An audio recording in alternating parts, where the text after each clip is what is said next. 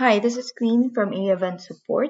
In this video, I'll be showing you how to create a timeline action to remove contact from list using Klaviyo. To start, let's log into your AEvent account. Once you're already logged in, let's go to the timeline section.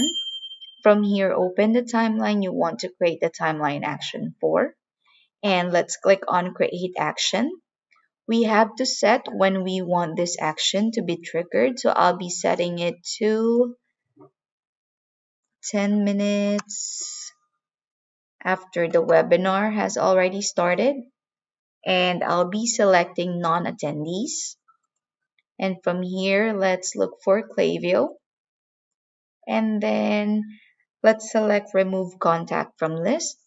So I want them removed from the on-reg list 10 minutes after the webinar has started. So once you're satisfied with everything, click on create at the bottom. And we have successfully added that timeline action. That would be all for this video. As always, if you have any questions, feel free to contact support. And if you like this video, give it a thumbs up, leave us a comment below, and don't forget to subscribe to our channel so you'll get notified of our future uploads. Thank you for watching.